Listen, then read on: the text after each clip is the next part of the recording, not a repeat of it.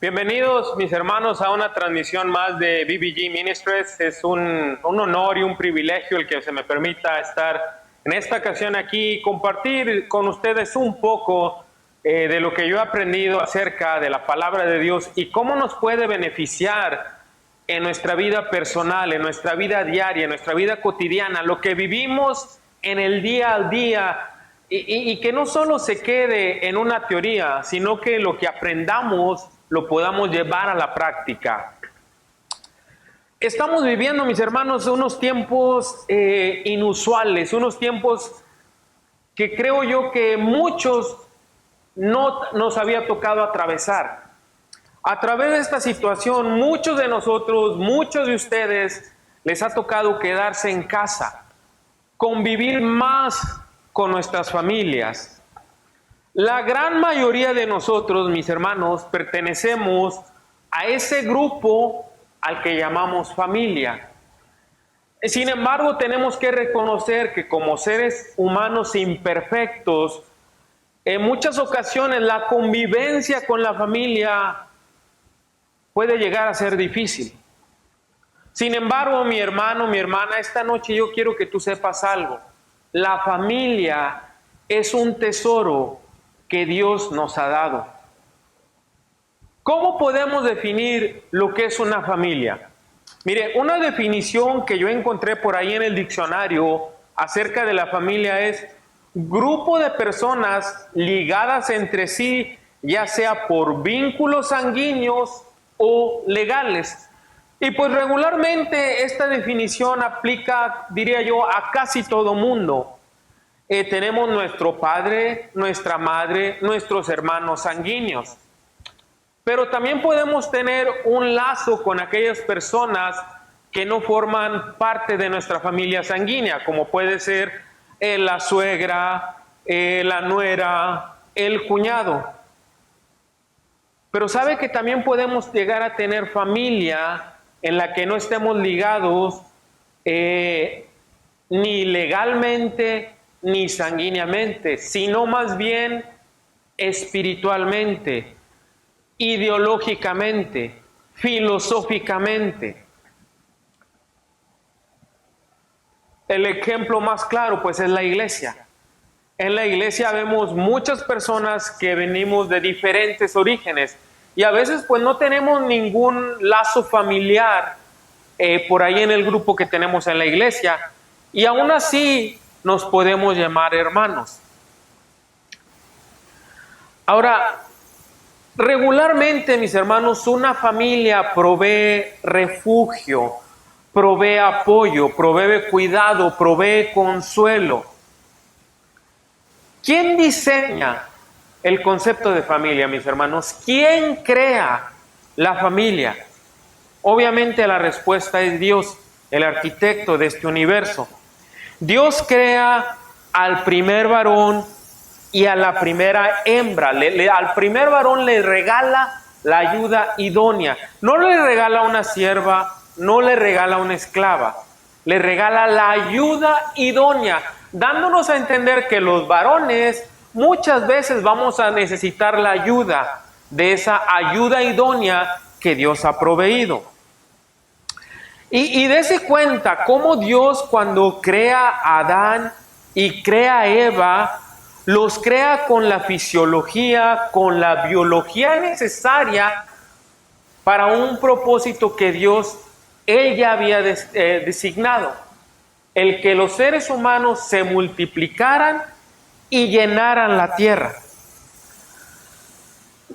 Regularmente cuando se une un varón a una hembra, se traduce en descendencia, en tener hijos. Ese es el propósito primordial que Dios tenía para la primera familia, que se multiplicara. Tristemente, hermanos, las familias modernas, muchas de ellas han pervertido el concepto que Dios ha diseñado de la familia. Y hermanos, regularmente la familia son los que mejor nos conocen, pues ellos nos han visto crecer. se dan cuenta de nuestros cambios físicos y de nuestros cambios mentales. Convivimos mucho tiempo con la familia, especialmente estos días de pandemia que se ha vivido. Hemos convivido quizás más de lo normal con nuestras familias. Nuestras familias saben cuáles son nuestros defectos y cuáles son nuestras virtudes. Uno puede, hermanos, fingir o engañar a aquel que no nos conoce mucho, aquel que solo nos va a conocer por algunas horas. Pero con nuestra familia hemos convivido por años, de tal manera que la familia nos conoce muy bien. La familia sabe que nos puede dar grandes alegrías, grandes gozos, pero la familia también sabe que nos puede causar grandes tristezas o grandes disgustos. En teoría, la convivencia familiar, hermanos, uno pensaría que debería ser pues de armonía, de amor, o por lo menos de respeto. Desafortunadamente, pues no siempre ha sido así. Somos seres humanos imperfectos, el pecado está en nosotros y a veces la convivencia familiar no es tan fácil. Mire, en la primera familia que hubo en el mundo, hubo discordia, hubo celos. Y estos celos resultaron en que un miembro de esta familia asesinó a otro miembro de esa familia. Fíjese qué tan grado, tan alto de discordia y de celos llegó a haber cuando solo había una familia en la tierra. Obviamente estoy hablando de Abel y de Caín. Caín permitió que el pecado se convirtiera en su señor y resultó en la muerte de un propio familiar, en la muerte de su propio hermano. Y uno a veces se puede llegar a preguntar, pero ¿cómo es que dos personas que crecieron juntas pueden acabar dañándose de tal manera? La discordia familiar, la frialdad familiar, los conflictos familiares siempre han ocurrido. Ocurrieron en la primera familia que menciona la Biblia y han ocurrido en muchas otras familias que la Biblia llega a mencionar. Mire, algunos ejemplos de discordia familiar que la Biblia menciona es, como ya lo mencioné, el de Abel contra Caín, pero también está de José, aquel José el soñador, el cual sus hermanos no lo querían mucho. El joven David fue menospreciado por sus propios hermanos. El personaje bíblico Jefté fue menospreciado por su propia familia. En el pasaje del hijo pródigo se nos narra una muestra de cómo hubo también discordia familiar. Uno de los hermanos no estaba muy contento por el regreso de su propio hermano. El padre le dio un gozo, una alegría enorme ver que regresaba un hijo. Pero al otro hermano no le dio mucho gusto, no le dio mucha alegría que su propio hermano regresara. Ahora, mis hermanos, yo quiero que meditemos seriamente en esta ocasión. ¿Con qué hermano nos identificamos usted y yo? ¿Con aquel que fue el hijo pecador, que desobedeció, pero que se dio cuenta de los errores que había cometido y buscó el perdón del Padre y regresó al Padre? ¿O con aquel que no se alegró por el retorno de su hermano? Te hago una pregunta seria, mi hermano, esta noche, mi hermana. ¿Cómo somos usted y yo para con nuestras familias? Se ha tocado en varios mensajes la frialdad familiar, pero yo quiero que te preguntes, ¿He contribuido yo para que esa frialdad familiar crezca? ¿O he utilizado yo las herramientas que Dios me ha dado para lidiar con la familia que Dios me ha proveído?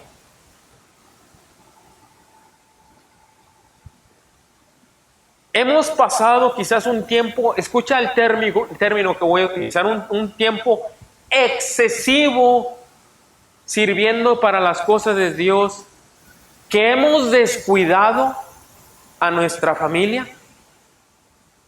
Mire, la convivencia familiar nunca ha sido muy fácil y probablemente no lo vaya a ser mientras sigamos siendo seres imperfectos.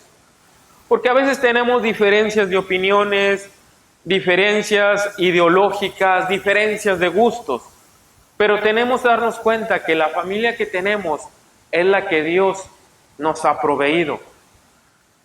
Dios no junta a un grupo de individuos y los deja que se crezca a lo silvestre. No, Dios le da guía a todos los seres humanos para cómo llevarse con sus semejantes, incluidos los miembros de nuestra familia. Y se encuentra en este manual, el manual que Dios ha proveído, la Biblia. Desafortunadamente muchos no leemos la Escritura y no sabemos cómo comportarnos ante circunstancias difíciles que pueden venir a nuestra vida en el ámbito familiar. Si usted lee el libro de Levítico, se va a dar cuenta cómo Dios le da guía y ordenanza al antiguo Israel de cómo comportarse con sus familiares. Pero vamos a ver algo, cómo el maestro, el rabí, Jesús, nos deja una enseñanza de cómo comportarnos para con nuestra familia. Vamos ahí al libro de Juan, al capítulo 7, y vamos a leer los versos del 1 al 9. Dice así la Escritura: después de estas cosas andaba Jesús en Galilea, pues no quería andar en Judea porque los judíos procuraban matarle.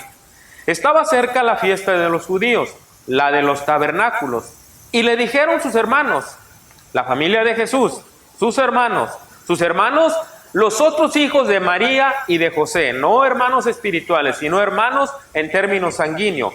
Y le dijeron sus hermanos: sal de aquí y vete de Judea, para que también tus discípulos vean las obras que haces. Porque ninguno que procura darse a conocer hace algo en secreto. Si estas cosas haces, manifiéstate al mundo. Uno cuando lee esto así sin saber el contexto pensará, bueno, pues los hermanos de Jesús lo estaban apoyando, querían que fuera a que él siguiera mostrando las obras que él podía hacer. Pero la realidad es que no era con ese propósito que se le decían estas palabras a Jesús. Aquí se nos va a decir lo que ellos pensaban de Jesús. Verso 5, porque ni aun sus hermanos creían en él. Lo decían de forma irónica: ve y muéstrate. Pero creyendo que Jesús no podía hacer las obras maravillosas, los prodigios que Jesús sí podía hacer. Porque ni aun sus hermanos creían en él. Entonces Jesús le dijo, aquí vemos la forma de obrar de Jesús, la reacción de Jesús ante aquellos comentarios irónicos o hirientes que le decían a Jesús. Entonces Jesús le dijo: mi tiempo aún no ha llegado, mas vuestro tiempo siempre está puesto. No puede el mundo aborreceros a vosotros, mas a mí me aborrece, porque yo testifico de él que sus obras son malas. Subid vosotros a la fiesta. Yo no subo todavía a esa fiesta, porque mi tiempo aún no se ha cumplido. Y habiéndoles dicho esto, se quedó en Galilea. Nota cómo Jesús, ¿cuál fue la reacción de Jesús ante la provocación de sus hermanos? Jesús no reaccionó de manera grosera, de manera violenta, no les respondió mal con mal, sino que dio una explicación. Muchas veces a los cristianos se nos va a juzgar por el simple hecho de ser cristianos y se nos va a criticar. Es entendible. Si Jesús no le pudo caer bien a todo el mundo, ¿cómo lo vamos a hacer nosotros? La cuestión es esta: ¿cómo reaccionamos nosotros ante el ataque de otros, ante el ataque quizás de nuestra propia familia? Jesús dialogó, Jesús reaccionó de una manera que les explicaba a ellos el por qué Él no subía a esa fiesta. ¿Cómo reaccionamos nosotros cuando nos preguntan: ¿y para qué vas a la iglesia tanto tiempo?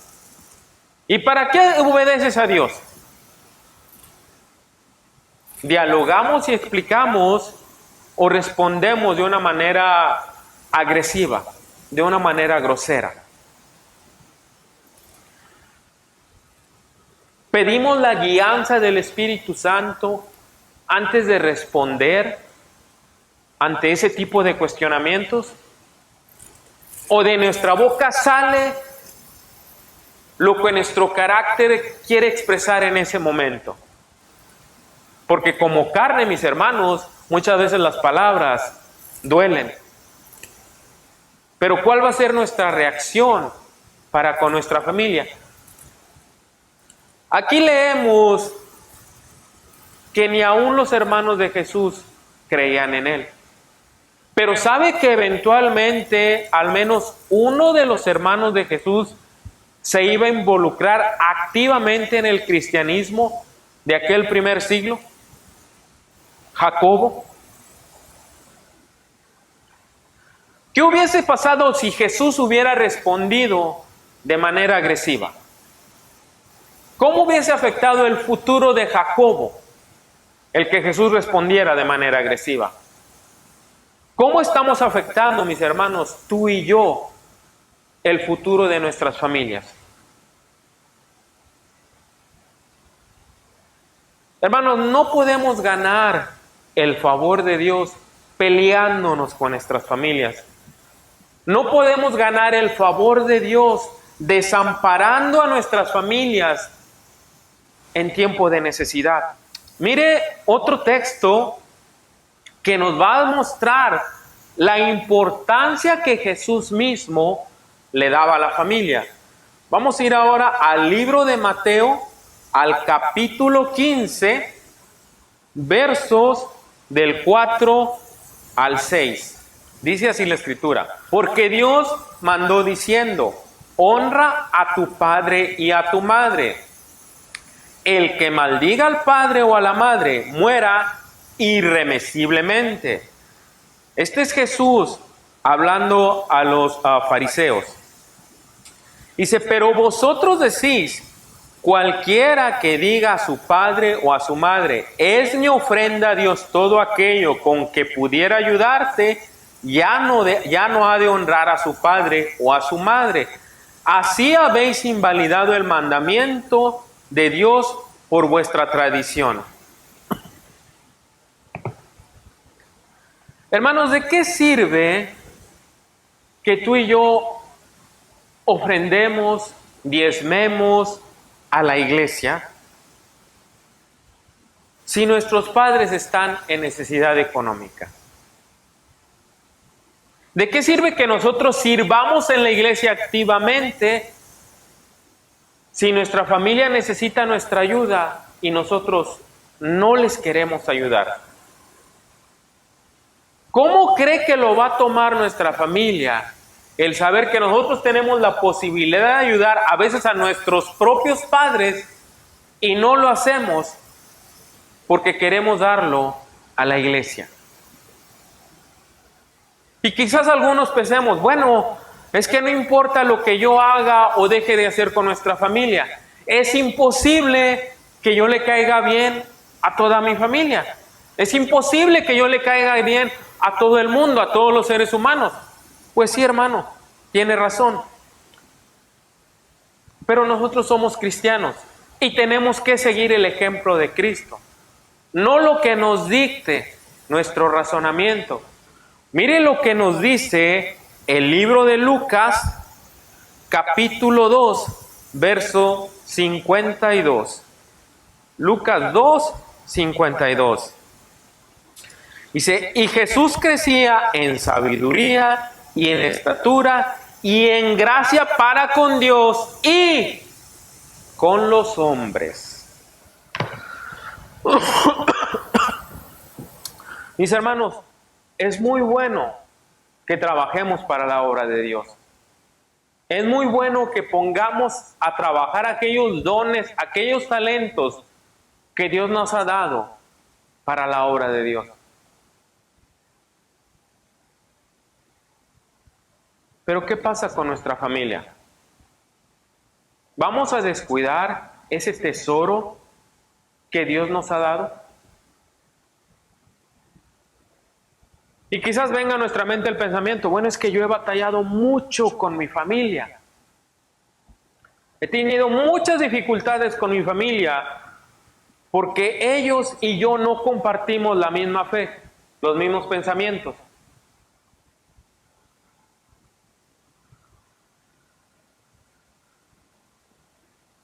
Pero ponte a pensar en esto.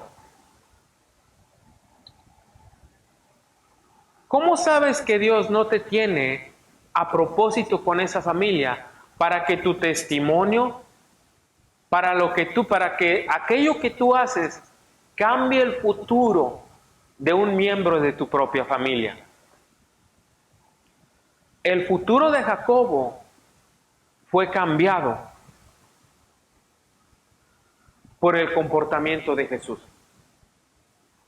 ¿Cómo sabes que Dios no te tiene a ti batallando con aquel familiar que te hace la vida de cuadritos para que el día de mañana sea un siervo o una sierva que honre grandemente el nombre de Dios y sirva grandemente para la obra de Dios? Recuerda algo, mi hermano, mi hermana. Dios tiene el control completo de nuestras vidas. Un cabello no cae de nuestra cabeza sin el control de Dios. Y si Dios quiere separarte de tu familia, Él lo va a hacer. Recuerda el caso de Abraham. La familia de Abraham no era buena para el propósito que Dios tenía para Abraham. Y Dios sacó a Abraham de su propia familia, pero fue Dios quien lo sacó. No fue Abraham quien tomó esa decisión.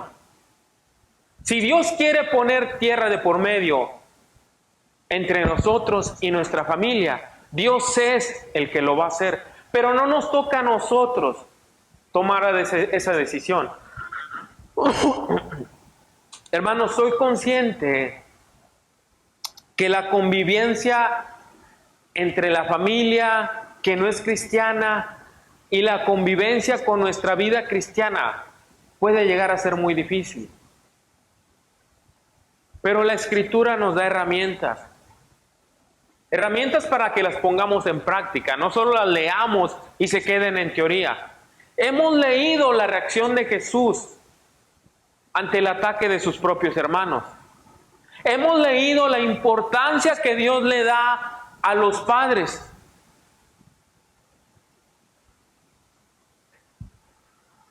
En ningún momento, hermano, estoy diciendo que dejes de servir a la obra de Dios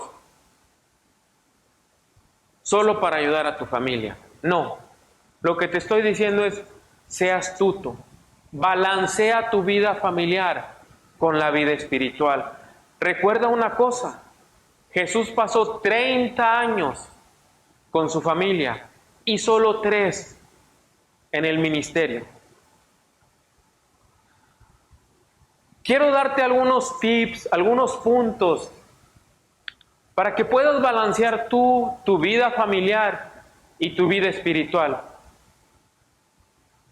Punto número 1, hermano, sé un prudente confidente. Hermanos, ¿te ha confiado tu familia algún secreto, alguna intimidad, para que tú le des un consejo, una guía?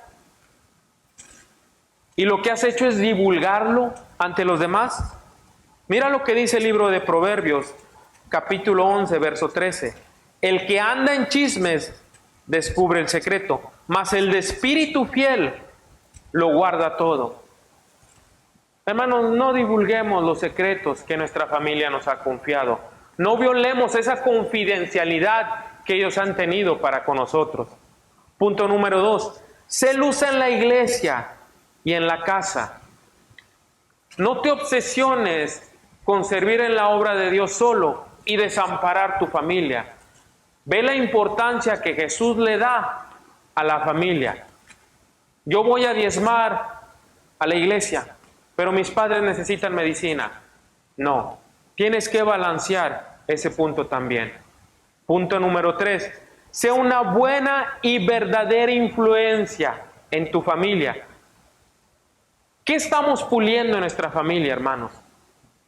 Buenos hijos que van a ser de bendición el día de mañana para una sociedad, o estamos mal criando hijos que también van a formar parte de una sociedad y que quizás van a causar problemas. En el libro de Josué hay una declaración muy fuerte que dice: mi casa y yo serviremos a Jehová. ¿Qué clase de cimientos, mis hermanos, estamos criando entre la familia que Dios nos ha dado?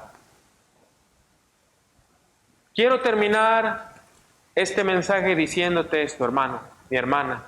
Dios te ha puesto en medio de tu familia con un propósito. El que tú seas de bendición para otros.